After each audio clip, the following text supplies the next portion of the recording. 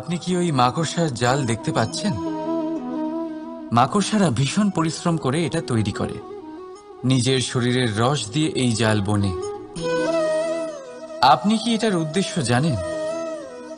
আসলে মাকড়সা এই জালে ছোট কীটপতঙ্গ ধরে তাদেরকে খাদ্যরূপে গ্রহণ করে।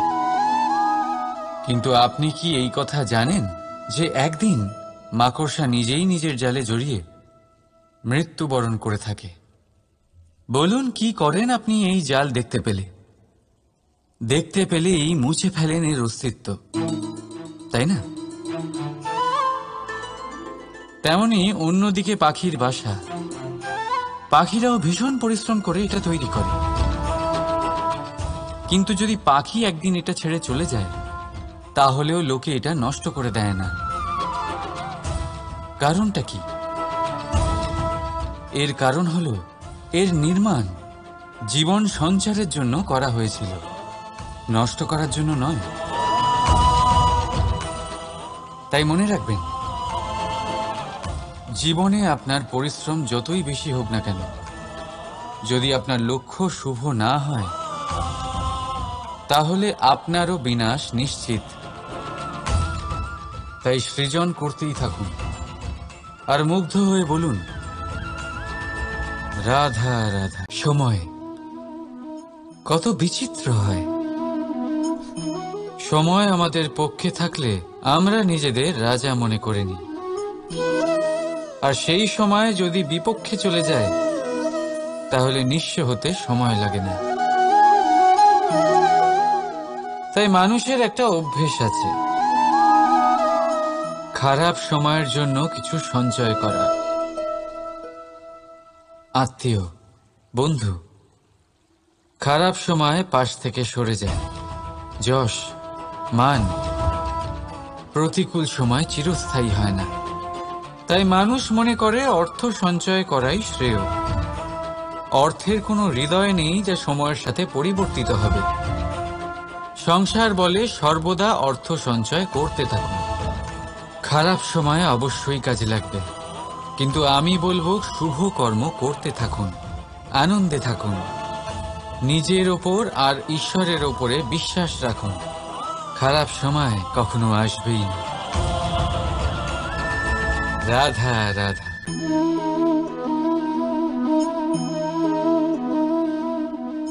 আপনার কি মনে হয় আমি কি করছি? আপনি বলবেন আমি প্রদীপ জ্বালাচ্ছি। সঠিক, কিন্তু প্রশ্ন হচ্ছে যে আমি কি আপনাকে বলেছি যে একে প্রদীপ বলা হয়? না। এই প্রদীপ কি নিজেই নিজের পরিচয় আপনাকে দিয়েছে? না। তাহলে আপনি কি করে জানলেন যে একে প্রদীপ বলা হয়? উত্তর হচ্ছে প্রকাশ, যে স্বয়ং জ্বলে অন্ধকারের মধ্যে সংসারকে পথ দেখায়, সেটাই প্রদীপ। যা নিরাশার মাঝে আশার আলো প্রদর্শন করে, সেটাই প্রদীপ। অপর দিকে আছে সাপ, যাকে না দেখেও তার ফনার আওয়াজ শুনেই লোকে ভয় পেয়ে যায়। তার মানে ব্যক্তির পরিচয় তার কর্মের দ্বারা পাওয়া যায়। তাই আপনার এটা বলার প্রয়োজন নেই যে আপনার পরিচয় কি। এটা আপনার কর্মই নিশ্চিত করবে যে লোকে আপনাকে প্রদীপ ভেবে ভালোবাসবে নাকি সাপ ভেবে ভীত হয়ে থাকবে। রাধা রাধা। প্রকৃতি মানুষকে এক বিশেষ শক্তি দিয়েছে, অন্য জীবের থেকে বেশি শক্তি দিয়েছে। স্মরণ শক্তি। এই শক্তি মানুষকে অন্য জীবের থেকে ভিন্ন করে, ইতিহাস রচনা করার প্রেরণা দেয়, জ্ঞানকে বংশানুক্রমে এগিয়েও নিয়ে যায়। আর যারা ভুলে যান, অধিকাংশ সময় তারা উপহাস আর দয়ার পাত্র হয়ে যান। কিন্তু এটাই কি প্রকৃত রূপে সত্য? না।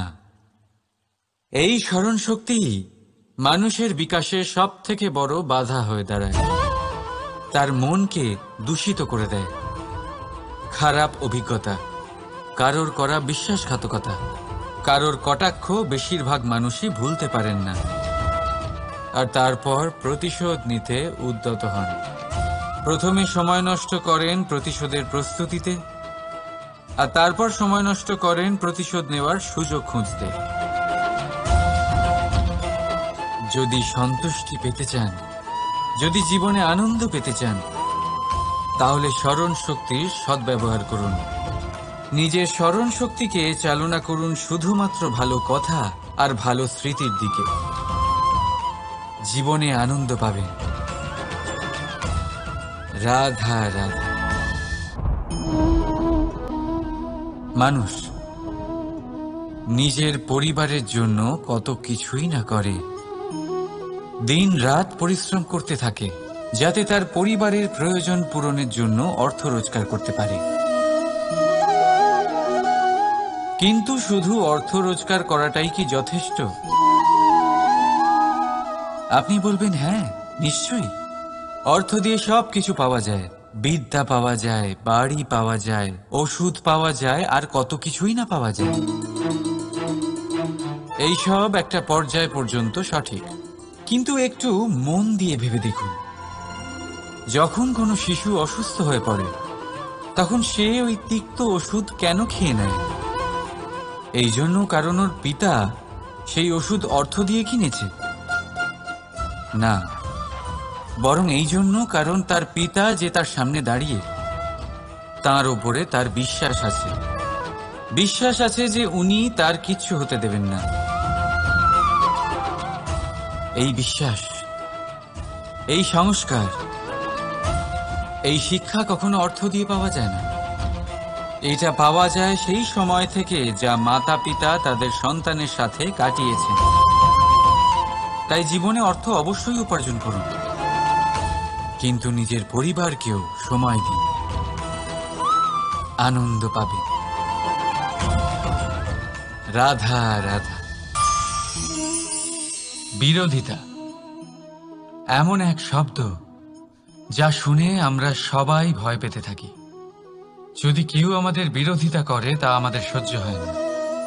আমরাও কারোর বিরোধিতা করে কোনো শত্রুতা করতে চাই না। এই ধরনের ভাবনা আমাদের মনে আসতেই থাকে।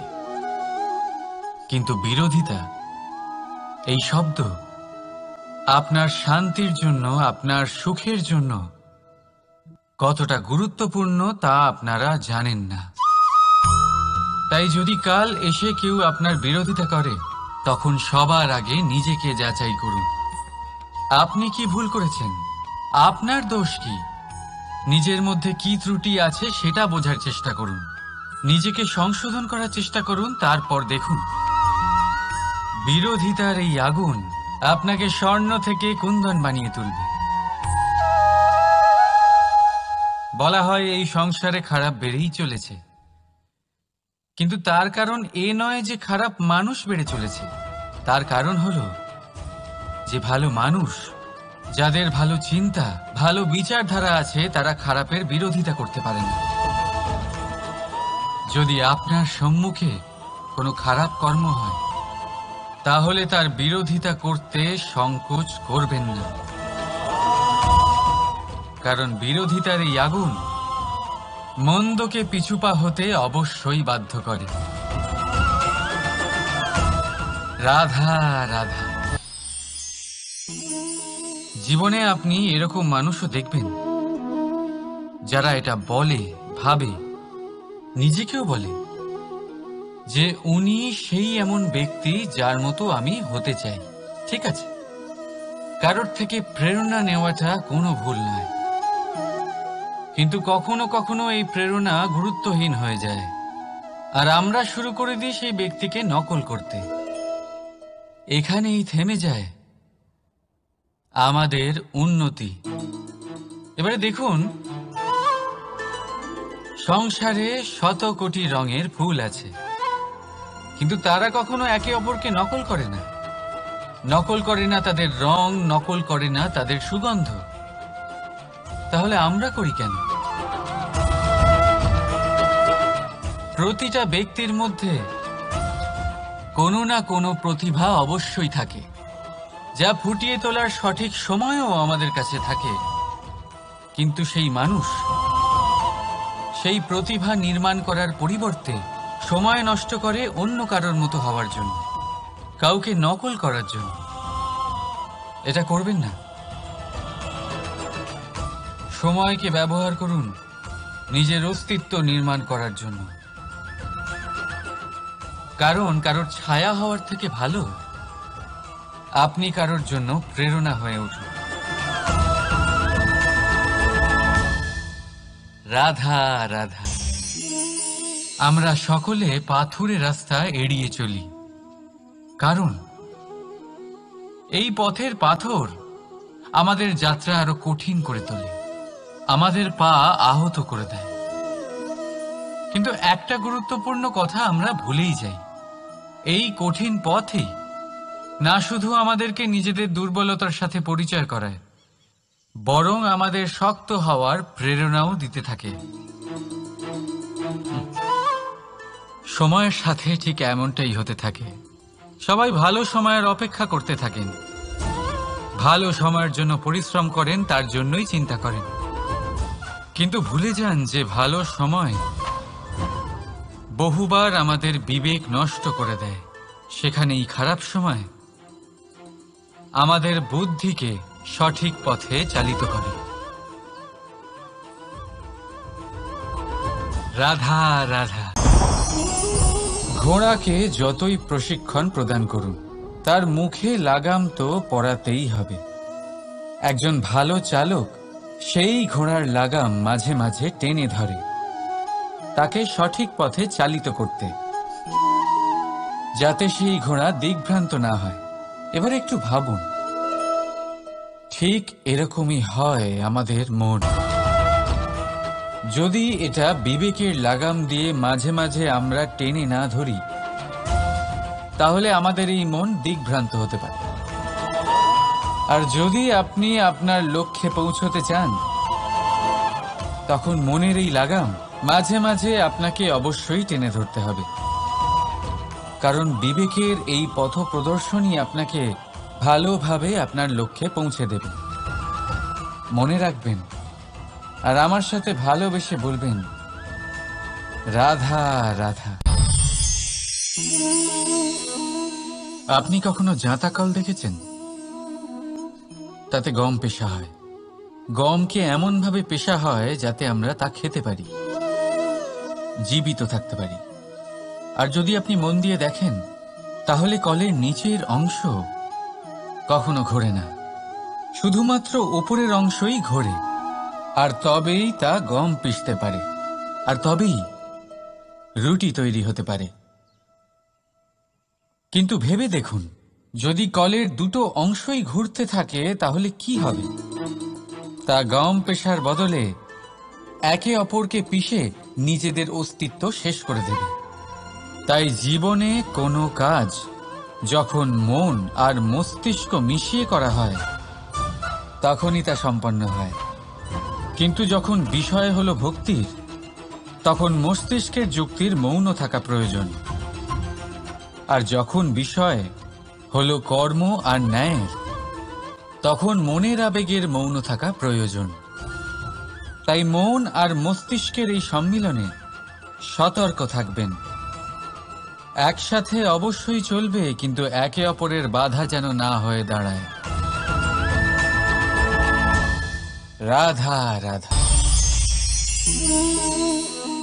আমি একটা এমন শব্দ যার অনেকগুলি মানে হয়, যার আসল অর্থ হল অহং। যদি আপনি কথা বলেন সৃষ্টির নির্মাণ নিয়ে, তাহলে আমি ব্রহ্মদেব হয়ে সৃষ্টির নির্মাণ করবে। যদি আপনি কথা বলেন প্রলয়ের, তাহলে সেই আমি মহাদেব হয়ে বিনাশ করবে। এই আমি সঙ্গতিপূর্ণ, কিন্তু শুধু ততক্ষণ যতক্ষণ আপনি এটা সবার সাথে ভাগ করছেন। কিন্তু আমরা বহুবার এর মানে বুঝতে পারি না। এই অহংকে সীমিত করে দিই একটা ব্যক্তি অবধি। শুধু নিজে। আর তখনই জেগে ওঠে অহংকার, যাতে প্রাধান্য পায় শুধুমাত্র আমি, আমরা নয়। আর একজন ব্যক্তি একা না উৎপাদন করতে পারে আর না করতে পারে সৃজন। এবারে দেখুন, বৃষ্টির এক ফোঁটা, তারও অস্তিত্ব আছে, কিন্তু তা ধরিত্রীতে পড়লেই সমাপ্ত হয়ে যায়। কিন্তু যখন ফোঁটাগুলি একসাথে পড়ে তখন শুরু হয় বর্ষা, আর তখনই তৈরি হয় ধারা। রাধা রাধা। বলুন, কি দেখতে পাচ্ছেন আপনি? আমার হাতের এই সাদা বস্ত্র, নাকি এতে লেগে থাকা এই কালো দাগ? এবারে সত্যি কথা বলতে কি, আপনার নজর সবার আগে এই কালো দাগের উপরে গেছে। ঠিক আছে, এমনই তো হয়। ভীষণ কম মানুষ থাকেন যারা ভাবেন কোনো ব্যক্তি ভীষণ পরিশ্রম করে এই বস্ত্র ধুয়েছেন, এটা শুকিয়েছেন। বেশিরভাগ মানুষের নজর যায় এই দাগের উপরে, ভাবেন যে এটা কি করে লাগলো। কিছুটা এরকমই হয় আমাদের ব্যক্তিত্বের সাথে। আমাদের শুভ কর্মের ওপরে আমাদের একটা খারাপ কর্ম ভারী মনে হয়। এবারে ভাবুন, যদি আমি চন্দ্রের কথা বলি, তাহলে তার শীতল আলো দেখার পূর্বে তার কলঙ্ক লক্ষ্য করেন, সেই চাঁদে লেগে থাকা কালো দাগ দেখে নেন।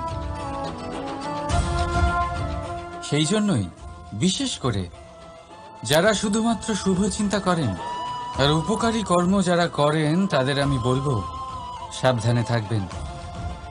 কারণ আপনার একটা খারাপ কর্ম চিরকালের জন্য উদাহরণ হয়ে দাঁড়াবে। রাধা রাধা। সাফল্য। যদি আপনাকে জীবনে সাফল্য পেতে হয়, তাহলে আপনি একাধিক মানুষ পাবেন যারা একাধিক উপায় বলবে আপনাকে সাফল্য পাওয়ার। দীর্ঘ সময় ধরে পরিশ্রম, চেষ্টা, নির্ধারণ, নিষ্ঠা এই বিষয়ে ভাষণ দিতে থাকবেন। একাধিক রকমের উদাহরণ আপনার সামনে তুলে ধরবেন। কিন্তু আমার এটা মনে হয়, আমরা কেন সেই বিষয়ে কথা বলি না যা মানুষকে অসফল করে তোলে? শুধু দুটো ব্যাপার অসফল হওয়া নিশ্চিত করে। শুধু দুই ধরনের মানুষ বেশিরভাগ অসফল হন। প্রথম তারা যারা ভাবে অনেক কিছু কিন্তু কিছুই করে না। আর দ্বিতীয় তারা যারা অনেক কিছু করতে থাকে কিন্তু ভাবনা চিন্তা না করে। ভাবনা আর কর্ম, এদের মাঝে সামঞ্জস্য রাখা খুব জরুরি। যদি এটা থাকে, তাহলে জীবনে কখনো অসফল হবেন না। রাধা রাধা।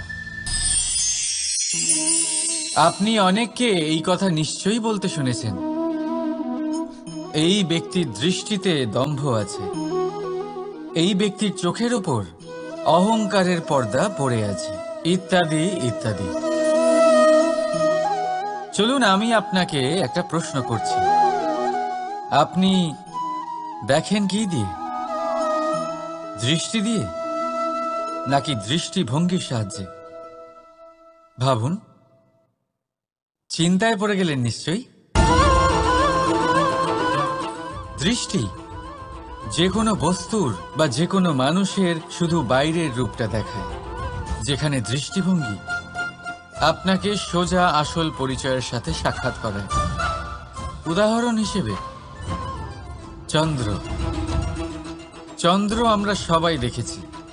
বহু মানুষ আছেন যাদের চন্দ্র অত্যন্ত সুন্দর লাগে। আবার কিছু মানুষ এমনও আছেন যারা এই চন্দ্রের মধ্যেই দাগ খুঁজে বার করেন। এই হলো দৃষ্টিভঙ্গি। যদি নিজের দৃষ্টিভঙ্গিতে প্রেম রাখেন, ভালোবাসা রাখেন, সম্ভ্রম রাখেন, তাহলে তার বদলে আপনিও প্রেম আর সম্মান অবশ্যই পাবেন। এবারে দেখুন, যে জল দিয়ে ঈশ্বরের মূর্তি ধোয়া হয় তাকে চরণামৃত বলা হয়। এটার কারণ দৃষ্টিভঙ্গি। এখন আপনি পাথরকে ভগবান ভেবে পুজো করবেন, নাকি ভগবানকে পাথর ভেবে পরিত্যাগ করবেন? সিদ্ধান্ত আপনার, কিন্তু এই সিদ্ধান্ত নির্ভর করে আপনার দৃষ্টিভঙ্গির ওপর। তাই নিজের দৃষ্টিভঙ্গি শুভ রাখুন, নিজের দৃষ্টিভঙ্গিতে ভালোবাসা রাখুন, আর আনন্দে বলুন রাধা রাধা। বড় বড় রাজমহলের বড় বড় ইমারতের চূড়া কত সুন্দর হয়, কিন্তু আপনি কি কখনো এই বিষয়ে ভেবেছেন যে এই সুন্দর চূড়ায় পৌঁছতে গেলে আপনাকে পৃথিবীতে পা ফেলতেই হবে? সেই সুন্দর চূড়ায় পৌঁছে দীপ্তি পাওয়ার জন্য আপনাকে একটা কঠিন পথ অবলম্বন করতেই হবে। যদি আপনি কোনো কঠিন পথে না গিয়ে এই পৃথিবীর সাহায্য ছাড়াই শুধু উচ্চতার দিকে অগ্রসর হতে থাকেন, তাহলে সর্বদা অসফল হবেন।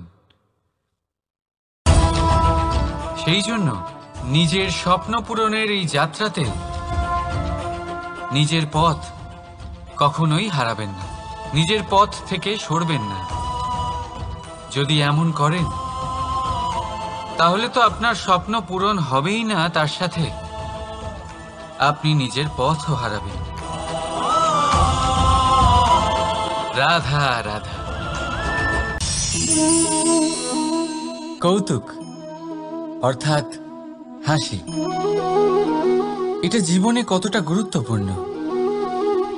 আমরা সর্বদাই হাসতে চাই, আমরা সর্বদা অন্যের মুখে এই হাসি দেখতে চাই। কিন্তু এই কৌতুক অনেক প্রকারের হয়, আর এই কৌতুকের ভিত্তি কি সেটাও খুব গুরুত্বপূর্ণ। কৌতুক কেবল তখনই পাবেন যখন তা শুদ্ধ মন থেকে আসবে। কৌতুক তখনই পাবেন যখন তা সামনের জনকেও হাসিয়ে তার কষ্ট হরণ করবে। এবারে যদি কৌতুক হিংসার থেকে বেরোয়, তখন তা কটাক্ষ হয়ে যায়, সামনের মানুষের মনে আঘাত করে। তারপরে সে তৈরি থাকে যে কখন আপনার উপরে আবার প্রহার করতে পারবে। তাই যদি হাস্য কাউকে ছোট করার জন্য হয়, তা হাস্য নয়, উপহাস হয়ে যায়। আর তা সামনের জনকে আনন্দ নয়, শুধু অপমান দেবে। আর অপমানিত ব্যক্তির মন তিক্ত হয়ে থাকে। তাই মনে রাখবেন যে এই কৌতুক যেন কৌতুকই থাকে, তা উপহাস বা কটাক্ষ না হয়ে যায়। রাধা রাধা। মানুষ এই শব্দের সূচনা হয় মন থেকে, আর সেই জন্যই হয়তো আমাদের এই মন এতটা গুরুত্বপূর্ণ। এবারে দেখুন না, আমাদের মনই সবকিছু চালনা করে। মনই সেই যে কল্পনা করে, মনই সেই যা কল্পনাকে বাস্তবে পরিণত করার জন্য পরিশ্রম করতে আমাদের প্রেরণা যোগায়। মনই সেই যা লোভের জালে জড়িয়ে পড়ে। মনই সেই যা অভিমানের পর্দা দিয়ে ঢেকে যায়। আর এই মনই সেই যা আপনাকে বিনাশের দিকে টেনে নিয়ে যেতে পারে। কিন্তু যদি তা পরোপকার করার ইন্ধন পায়, তাহলে এমন কোনো মহান কাজ নেই যা আপনি করতে পারবেন না। কিন্তু এই মন কি? এটা বোঝানো যায় দুটো শব্দের মাধ্যমে, দুটো সহজ শব্দ। প্রথম, একজন কুশল সেবক। দ্বিতীয়, একজন সংকট প্রবণ মালিক। যদি আপনার এই মন আপনার নিয়ন্ত্রণে থাকে তাহলে সে হলো আপনার সেবক, তাই আপনার অস্তিত্ব আছে। কিন্তু যদি আপনার মন আপনার কর্মের ওপরে নিয়ন্ত্রণ করে তাহলে এই মন আপনার মালিক, আর তখন আপনার বিনাশ নিশ্চিত। তাই নিজের এই মনকে নিয়ন্ত্রণে রাখুন, কিন্তু ভালোবেসে। আসুন আমার সাথে আনন্দে বলুন, রাধা রাধা। এই সূঁচ দেখতে পাচ্ছেন আপনি? এটা শুদ্ধ লোহা দিয়ে তৈরি, বস্ত্র সেলাই করার কাজে লাগে, অস্ত্রোপচারে কাজে লাগে। কিন্তু আপনি কি কখনো ভেবে দেখেছেন এই সূঁচ কিভাবে তৈরি হয়? লোহার এক বড় অংশকে পিটিয়ে পিটিয়ে টেনে টেনে তাকে পাতলা বানানো হয়। এরপরেই আমরা পেয়ে থাকি সূঁচ। ভাবুন, যদি লোহার টুকরোতে অনর্গল প্রহার করার ফলে একটা লোহার টুকরো সূঁচে পরিণত হয়, তাহলে আমাদের জীবনে অনর্গল চেষ্টা করার ফলে জীবনের সমস্ত অংশকে আমরা কত প্রভাবশালী কাজে পরিণত করতে পারি। শুধু প্রয়োজন দৃঢ় নিশ্চয়তা। তাহলে আসুন আমার সাথে ভালোবেসে বলুন, রাধা রাধা। বিশ্বাস, জীবনে বিশ্বাস কতটা গুরুত্বপূর্ণ। একজন স্ত্রী তার স্বামীর হাত ধরে যে কোনো জায়গায় যেতে পারেন, এর কারণ হলো বিশ্বাস। তার নিজের স্বামীর ওপরে বিশ্বাস আছে। যখন একজন মা তার ছোট বাচ্চাকে কোলে তুলে হাওয়ায় ওঠায়, তখন সেই বাচ্চা ভয়ভীত হয়ে যায় না। তার কারণ হলো বিশ্বাস। তার বিশ্বাস আছে যে তার মা তার কিচ্ছু হতে দেবে না।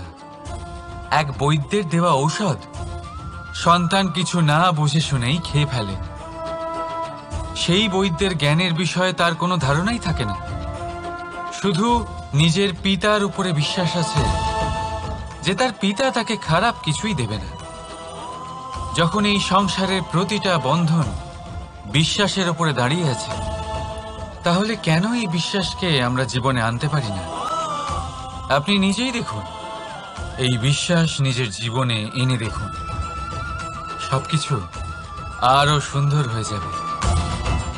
তাই ভালোবেসে বলুন, রাধা রাধা।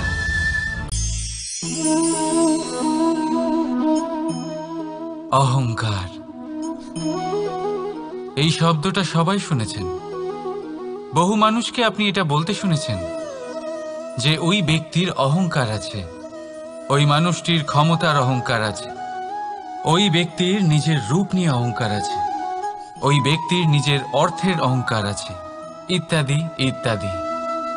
কিন্তু এই অহংকার, এর অস্তিত্ব হয় কি করে? এবারে একবার এই হাতটা দেখুন। যদি এই হাতের 5 আঙ্গুল উঠে দাঁড়ায়, আশীর্বাদ। আর যদি এই হাতের 5টা আঙ্গুল একসাথে মুঠো হয়ে যায়, শক্তি, সংকটের বিরুদ্ধে ঢাল। কিন্তু এই একটা আঙ্গুল সংকটের কারণ হয়ে দাঁড়াতে পারে। এই একটা আঙ্গুল শত্রুকে আহ্বান জানায়। এবার অহংকার বলে এই শব্দটাই দেখে নিন। আমাদের থেকে আলাদা হয়ে গেলে হয় অহং। অহং অর্থাৎ ব্যক্তির মনে হয় যে সে আপনদের থেকে, নিজের বন্ধুদের এবং সঙ্গীদের থেকে, নিজের পরিবারের থেকে অনেক উপরে, অনেক শ্রেষ্ঠতর সে। কিন্তু মনে রাখবেন, এই অহংকার কোনো ব্যক্তির অস্তিত্বের বিনাশের প্রথম ধাপ। তাই ঝেড়ে ফেলে দিন এই অহংকারকে, আর বিশ্বাস করুন আমাদের ওপর, কারণ তখনই আপনি শান্তি পাবেন, আর সেই শান্তির সাথে বলে উঠবেন রাধা রাধা।